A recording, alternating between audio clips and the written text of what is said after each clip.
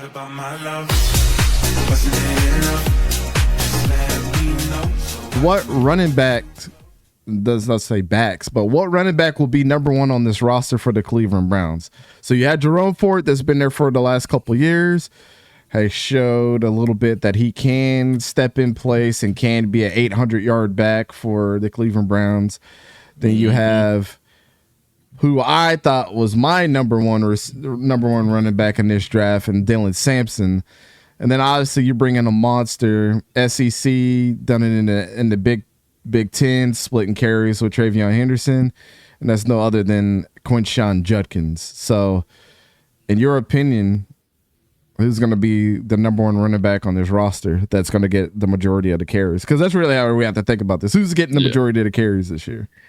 I mean, I feel like it's going to end up being 𝗕𝘂𝘀𝗀𝗀. I mean, you look at it, early round 2, pick 36, but like you look at it, as we talked about, every year that he was in the NCAA, he had over 1,000 yards. Freshman year, 2022, 1,500 yards on 274 carries. The very next year at Ole Miss, 271 carries, 1,158 yards. And then you actually do him a favor by sending him over to Ohio State, or like he chooses to go over to Ohio State. He splits carries, so he gets some rest, so he's not as worn out, has 194 carries, and still gets over 1,000 yards. Yeah. So I feel like you kind of look at that of, you've seen him be able to do it in the Big Ten and the SEC, two of the biggest conferences in NCAA. You've seen what he looks like, what he does when he gets 200 plus carries, and you see what he looks like even when he's on a split backfield, like how he was with Ohio State. Right. Jerome Ford, yes, you were able to see it, but Jerome Ford more than likely is a 2 or a third down. Maybe you put him in for a couple of packages. And then Dylan Sampson, you've definitely was a lot more responsible for the success that Tennessee had. And I feel like with Dylan Sampson, offensively, yes. Yeah, offensively, sure. yes. I feel like what you're looking at is 𝗕𝘂𝘀𝗀𝗀𝘀 is going to be your pure power backer. Just put your head down, move forward. Like, we know that he has moves. We know that he's got finesse moves, but mainly pound the rock, go through. Then you're going to add in Dylan Sampson on pass plays, to give 𝗕𝘂𝘀𝗀𝘀 the breather, add in some fresh legs, keep his legs fresh. And then, if it's like a short yardage, maybe you throw in Jerome Ford or you throw it back in 𝗕𝘂𝘀𝗀𝘀𝗀. But I feel like it's going to go Judkins 1, Sampson 2, and then Ford 3. I think preseason it'll probably obviously Ford with him being the veteran, but I think slowly as we see, that's how the season's going to end up for the Cleveland Brown running back room. Judkins 1, Sampson 2, and then Ford 3. In my opinion, I said this first and I said it again. I said this wherever he was going to get drafted. I think Dylan Sampson's going to end up being running back number 1. I think he's going to have a hell of a preseason. Hopefully I don't eat my words on that one.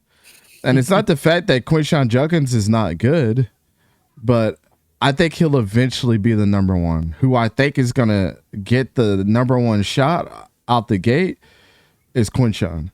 I think he'll eat up a lot of the carries at first because of his age and his build, and obviously being from playing in Ohio at Ohio State most recently, people are going to want to see 𝗕𝘂𝘀𝘀𝘀𝘀, but it won't diminish the fact that Dylan was the best running back in the preseason and things like that.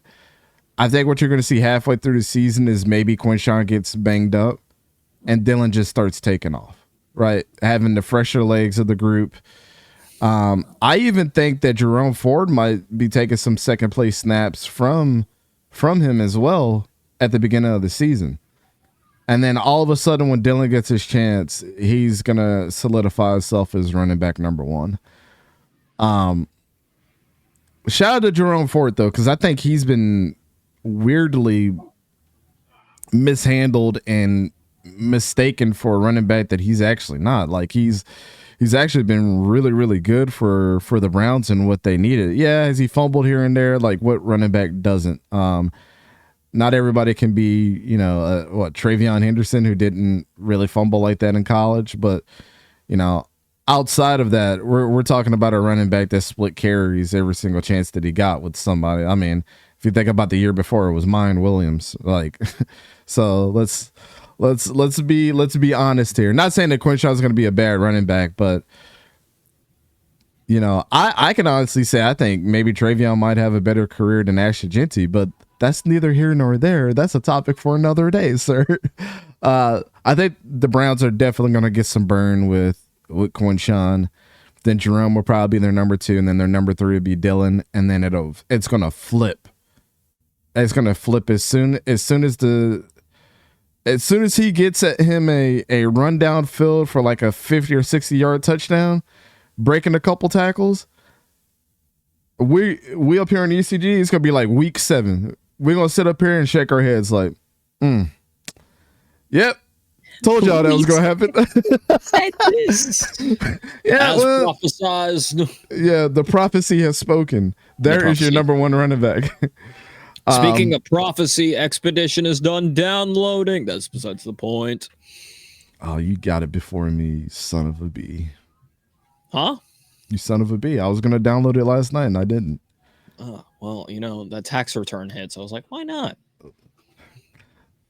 What tax return? The 2300. I haven't seen any of that in years, my brother. Yeah. That's what you get for having a JDM, bro. Yeah. Shut up. Anyways. You should repaint the WRX orange and be like, it's Dylan. No. I'm kidding. No. It will never be painted other than that rally cross blue. You better not can change the color of that car. No. I would have flew over there and be like, what the fuck you thinking? The paint still looks really good too. So yeah, that really I would never change the paint. Correct. Back to this though. Back to the three cars that the Browns have right now. Oh, is this Cars 3? Hold up. I mean, tell me in the comments, man. I'm you know, for those that do know these 3 running backs, like, what do you think the rotation is going to be like on the roster? Who's going to be 1? Who's going to be 2? Who's going to be 3? I'm saying right now, Quinshon's 1, Jerome's 2, Dylan's 3, and then by week 7, you're going to see Dylan, Quinshon, and Jerome. And then there's going to be Dylan and Quinshon for years to come, and people are going to be hating their lives. This year, Jerome Ford will be like, oh, I think this is Jerome Ford's last year. Actually, hold on. It might be, and then 1 year. This is his 1 year. Well, what's interesting is he might be a camp casualty as well if things don't work out for him. Mm-hmm. I mean, this directly put a lot of pressure on him. I mean, this is one of those things where it's like, who's that one dude from Hard Knocks that played receiver for them? If you don't like me, just trade me. Yeah. That's good. And I mean, that very well as well could be a thing of Jerome Ford being also just trade. I mean, you've got three running backs. You've seen what Jerome Ford can do as a 1 or as a 2. I feel like that's kind of a trade. Yeah. Well, it's hard when you have 1,000, 1,100 yard backs coming. Yeah. That's got, out of college. Yeah. 2K plus for them on the, between them, and a ton of touchdowns. Yeah. Especially when both of them played at the SEC at some point, and then the other one went to the Big Ten and won the national championship. Yeah, it's a little difficult there, Jerome. Yeah, both having SEC run. Both of them were SEC running backs of the year at one point of their career. Dylan just got it this past season. Quinshon was that a couple years back. Yeah, this is Godspeed, brother. Yeah, their shelf of awards overtakes yours. Yeah. Assume the position, be a great veteran, find yourself on another team, and I